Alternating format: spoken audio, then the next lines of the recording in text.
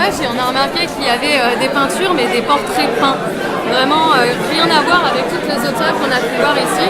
Et on se demandait en fait pourquoi l'artiste pouvait être exposé dans une exposition qui est digitale alors que c'est des peintures qu'on pourrait retrouver au Louvre par exemple.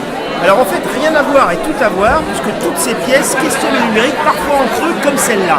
Cette série de 3 peintures que j'ai découvert dans une première fois au Salon de Montrouge, qu'une artiste, Lucie Planty, a fait peindre par un copiste dans la mesure où elle a redécouvert les visuels au niveau de l'IL, donc imaginez les couleurs de ces œuvres de collection juive qui avaient été spoliées par les nazis dans les années 40.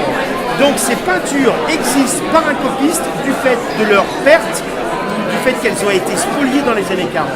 Et en fait, sans la base de données qui a constitué, je crois que c'est au musée du Jeu de Paume qui a conçu cette base de données des œuvres spoliées par les nazis durant les années 40, on en a retrouvé fort heureusement qui sont au Louvre et ailleurs.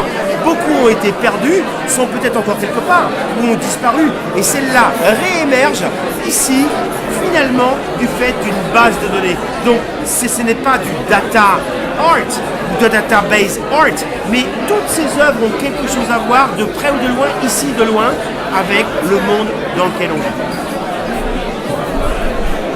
Et je vous l'ai présenté, Lucie, elle est adorable là.